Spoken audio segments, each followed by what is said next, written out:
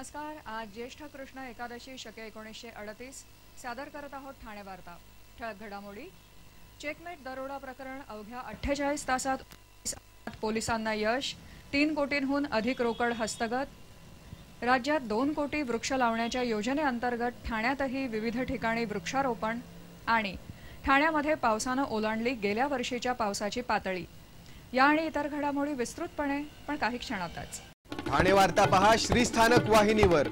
आता सकाळी 9:15 पासून रात्री 9:15 पर्यंत ठाणे वार्ता, ठाण्यातील पहिलं दृकश्राव्य माध्यम। श्रीस्थानक वाहिनी ठाण्याची स्वतःची वाहिनी। ठाण्यातील घडामोडी, कार्यक्रम, वादविवाद, अगदी गाणी, नाटक याचा आनंद घर बसल्या पहा श्रीस्थानक वाहिनी। आपल्या ठाण्याचं हक्काचं व्यासपीठ श्रीस्थानक वाहिनी। ठाणे वार्ता आता संकेतस्थळावर देखील ठाणेवार्ता.com वर क्लिक करा आणि ठाण्याच्या घडामोडी जाणून घ्या। ठाण्यातील पहिलं ऑनलाईन माध्यम ठाणेवार्ता.com। नमस्कार मंडळी, दर रविवारी पाहायला विसरू नका। नमस्कार मंडळी, आपल्या प्रश्नांचं थेट उत्तर। ठाणे वार्ता पहा श्रीस्थानक वाहिनीवर। आता सकाळी 9:15 पासून रात्री 9:15 पर्यंत ठाणे वार्ता, ठाण्यातील पहिलं दृकश्राव्य माध्यम। ठाण्यातल्या बहुचर्चित चेकमेट कंपनीत पडलेल्या 9 कोटी 15 लाख रुपयांच्या दरोड्या प्रकरणात पोलिसांनी 6 जणांना अटक केली असून 3 कोटी 12 लाख रुपयांची रोकड हस्तगत केली आहे। एका पत्रकार परिषदेत पोलीस महासंचालक प्रवीण दीक्षित यांनी ही माहिती दिली। 28 जूनच्या पहाटे 3:30च्या सुमारास मनोरुग्णालय परिसरात असलेल्या चेकमेट या कंपनीवर दरोडा पडला होता। या धाडसी दरोड्यामुळे मोठी खळबळ उडाली होती। चेकमेट कंपनी मॉल तसंच विविध संस्थांमधून रोकड जमा करून बँकेत भरण्याचं काम करते। मात्र गेली काही वर्ष असं काम करणारी कंपनी या परिसरात असल्याची माहितीच पोलिसांना नव्हती। पोलिसांनी कसोशीनं तपास करून अवघ्या 48 तासात या चोरीचा छडा लावला आहे। जवळपास 21 जणांचा या चोरीत सहभाग होता आणि अतिशय नियोजनबद्ध रीतीनं कंपनीतील माजी कर्मचारी आकाश चव्हाण यानं या चोरीचा आराखडा तयार केला होता। त्याला कंपनीतील अमोल कारले यानं साथ दिली। दरोडा पडल्यानंतर पोलिसांची चौकशी सुरू असताना अमोल कारलेनं पोलिसांना दिशाभूल करणारी माहिती दिल्याचं पोलीस आयुक्त परमवीर सिंग यांनी सांगितलं। पोलिसांनी नितेश आव्हाड, अमोल कारले, आकाश चव्हाण, मयूर कदम, उमेश वाघ आणि हरिश्चंद्र मते अशा 6 जणांना अटक केली आहे। अजूनही पोलिसांची 8 पथकं राज्यात आणि राज्याच्या बाहेर चौकशीचं काम करत असल्याचं पोलीस आयुक्त परमवीर सिंग यांनी सांगितलं। दरोडा घालताना या आरोपींनी क्लोज सर्किट कॅमेऱ्याचा रेकॉर्डर तसंच इतर कोणताही पुरावा राहू नये याची काळजी घेतली होती। मात्र तरीही पोलिसांनी योग्य पद्धतीने चौकशी करून या चोरीचा छडा लावण्यात यश मिळवलं आहे। पोलिसांनी 3 कोटी 12 लाख 17 हजारांची रोकड, दरोडा टाकण्यासाठी वापरलेली झायलो गाडी, 2 व्हॅन, 1 मोटारसायकल तसंच इतर साधनसामुग्री हस्तगत केली आहे। या प्रकरणी गुन्हे शाखेचे पोलीस निरीक्षक किशोर पासलकर चौकशी करत आहेत। चोरी केल्यानंतर रकमेचं वाटप करण्यावरून या मंडळींमध्ये मतभेद झाल्याचं सांगितलं जातं। या मतभेदातून झालेल्या फाटाफुटीतून या चोरीचा छडा लागू शकला। अवघ्या 48 तासात या दरोड्याचा छडा लावल्याबद्दल पोलीस महासंचालक प्रवीण दीक्षित यांनी ठाणे पोलिसांचं कौतुक केलं आहे। ठाण्यामध्ये गेला आठवडाभर जोरदार पाऊस होत असून पावसानं गेल्या वर्षीच्या आजपर्यंत झालेल्या पावसाची पातळी ओलांडली आहे। गेल्या वर्षी आजपर्यंत 862 मिलीमीटर पाऊस झाला होता, तर यंदा 867 मिलीमीटर पावसाची नोंद झाली आहे। गेल्या 24 तासांमध्ये ठाण्यात 141 मिलीमीटर पाऊस झाला आहे। कालपासून जोरदार सुरू असलेल्या पावसामुळे शहराच्या विविध भागांमध्ये पाणी साचलं होतं। महापालिकेच्या आपत्कालीन पथकाकडे गेल्या 24 तासात आग लागल्याची 1, झाड पडल्याच्या 7, फांद्या पडल्याच्या 2, भिंत पडल्याची 1, पाणी साठण्याच्या 5 तर इतर प्रकारच्या 3 अशा एकूण 20 तक्रारी दाखल झाल्या आहेत। पावसाळ्यात येणाऱ्या कोणत्याही आपत्तीला तोंड द्यायला महापालिकेचं आपत्ती व्यवस्थापन पथक 24 तास कार्यरत आहे।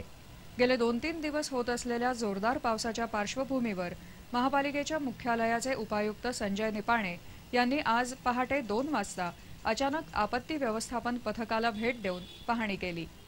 आपत्ती व्यवस्थापन कक्षाचे प्रमुख संतोष कदम यांच्या नेतृत्वाखाली अहोरात्र सुरू असलेल्या कामकाजाबद्दल त्यांनी यावेळी समाधान व्यक्त केलं।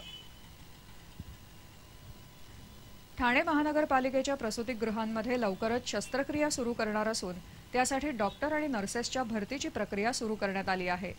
ऑपरेशन थिएटरची दुरुस्ती करण्यात येणार असून सर्व सुविधा उपलब्ध करून दिल्या जाणार आहेत.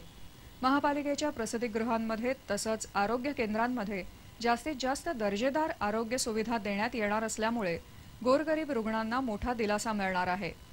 ठाणे महानगरपालिकेची सध्या वर्तकनगर, बाळकुम, कोपरी, मुंब्रा तसंच माँसाहेब मीनाताई ठाकरे प्रसूतिगृह ही 5 प्रसूतिगृह आहेत. त्याशिवाय कोरस इथंही नवीन रुग्णालय सुरू करण्यात येणार आहे. ठाणे महापालिका क्षेत्रातील गोरगरीब महिला प्रसूतीसाठी इथे येत असतात.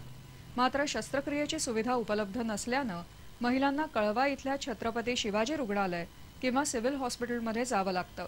त्यात बराच वेळ जात असल्यानं गर्भवतीच्या जीवावर बेतण्याच्या घटना घडल्या आहेत.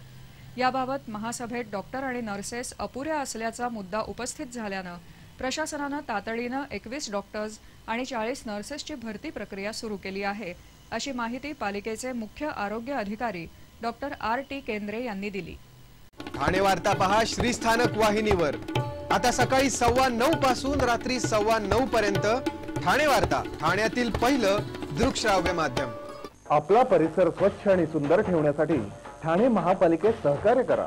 ओला सुका कचरा वेगवेगळा जमा करा आणि रोगराईपासून मुक्तता मिळवा. ठाणे वार्ता आता संकेतस्थळावर देखील ठाणेवार्ता.com वर क्लिक करा आणि ठाण्याच्या घडामोडी जाणून घ्या. ठाण्यातील पहिलं ऑनलाईन माध्यम ठाणेवार्ता.com. डॉक्टर आणि रुग्णांचं पिढ्यानपिढ्यांचं जिव्हाळ्याचं नातं म्हणजेच डॉक्टर बेडेकर हॉस्पिटल. आता अत्याधुनिक सोयी सुविधा आणि तंत्रज्ञान युक्त वंध्यत्व निवारण केंद्रात IVF आणि टेस्ट ट्यूब बेबीची ही सुविधा. डॉक्टर बेडेकर हॉस्पिटल, महर्षी कर्वेपथ, ठाणे. 65 वर्षांची निरंतर सेवा. ठाणे वार्ता पहा श्रीस्थानक वाहिनीवर. आता सकाळी 9:15 पासून रात्री 9:15 पर्यंत ठाणे वार्ता, ठाण्यातील पहिलं दृकश्राव्य माध्यम. तब्बल 2,500 कोटीच्या इफेड्रिन प्रकरणात सरकारी साक्षीदार म्हणू पाहणाऱ्या साक्षीदाराला धमकी सत्र सुरू झालं आहे. विशेष सरकारी वकील शिशिर हिरे यांनी न्यायाधीश HM पटवर्धन यांना ही माहिती दिली. इफेड्रिन प्रकरणात आंतरराष्ट्रीय ड्रग रॅकेटचा मुख्य सूत्रधार हा विकी गोस्वामी असल्याचं पोलीस तपासात निष्पन्न झालं आहे. या प्रकरणात ठाणे पोलिसांनी 10 जणांना अटक केली असून अद्याप 7 आरोपी फरार आहेत. त्याच्या विरोधात रेड कॉर्नरच्या नोटिसा बजावण्यात आल्या आहेत. या प्रकरणात अभिनेत्री ममता कुलकर्णी हिचा संबंध असल्याची माहिती समोर आली आहे. विकी आणि ममता यांच्यात जवळीक असून त्यांचे घनिष्ठ संबंध असल्याची चर्चा आहे. पोलिसांनी सबळ पुरावे जमा केल्यानं अटकेतील आरोपी सरकारी साक्षीदार होण्याच्या तयारीत असल्यानं माफियांनी त्यांना धमकीसत्र सुरू केल्याचं वक्तव्य ठाणे पोलीस आयुक्त परमवीर सिंह यांनी केलं होतं. ठाणे पोलिसांनी या प्रकरणी न्यायालयात तब्बल 385 पानांचं आरोपपत्र दाखल केलं आहे. वाहतूक शाखेच्या उपायुक्त रश्मी करंदीकर यांची बदली झाली असून त्यांच्या जागेवर आर्थिक गुन्हे शाखेतील पोलीस उपायुक्त संदीप पालवे यांची नियुक्ती करण्यात आली आहे. रश्मी करंदीकर यांची नियुक्ती ठाणे मुख्यालयात पोलीस उपायुक्त पदावर करण्यात आली आहे. करंदीकर यांनी ठाणे शहरातील वाहतुकीची समस्या सोडवण्यासाठी विविध उपक्रम राबवले.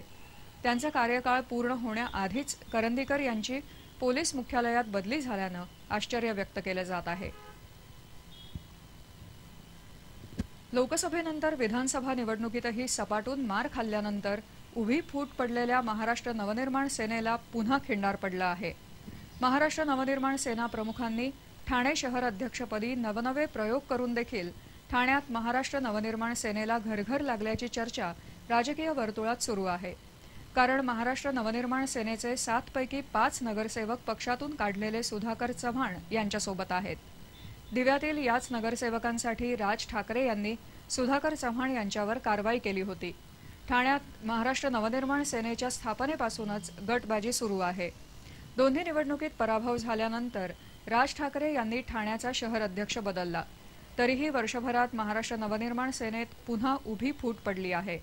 दिव्यातील शैलेश पाटील आणि सुनीता मुंडे या 2 नगरसेवकांनी शिवसेना नेत्यांसह थेट मातोश्रीवर जाऊन उद्धव ठाकरे यांच्या उपस्थितीत शिवबंधन हाती बांधलं. गतवर्षी स्थायी समितीच्या सदस्य निवडीमध्ये शैलेश पाटील यांना संधी न मिळाल्यानं उद्भवलेल्या वादात राज यांनी महाराष्ट्र नवनिर्माण सेनेचे ज्येष्ठ नगरसेवक सुधाकर चव्हाण आदींसह 3 नगरसेवकांना डच्चू दिला होता. त्यामुळे ठाणे महापालिकेमध्ये कागदोपत्री जरी महाराष्ट्र नवनिर्माण सेनेचं संख्याबळ दिसत असलं तरी महाराष्ट्र नवनिर्माण सेना संपुष्टात आल्याची चर्चा रंगली आहे.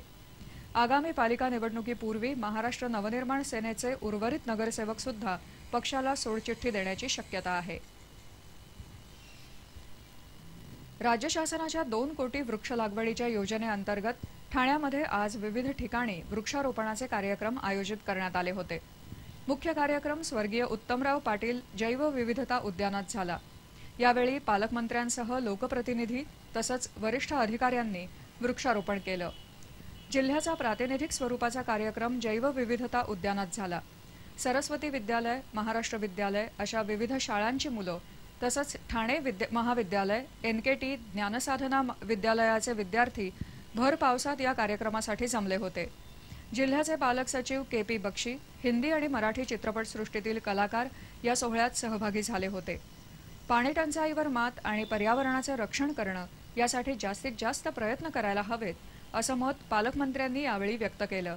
तर जिल्ह्यासाठी 10 लाख झाडं लावण्याचं उद्दिष्ट देण्यात आलं असलं तरी 13 लाख झाडं लावण्याचं नियोजन करण्यात आलं असून नुसतं वृक्षारोपण नव्हे तर त्या झाडांचं संगोपन करण्याकडेही लक्ष दिलं जाईल असं जिल्हाधिकारी महेंद्र कल्याणकर यांनी यावेळी बोलताना सांगितलं. आज सकाळपासून ठाण्यामध्ये पावसाचा चांगलाच जोर होता.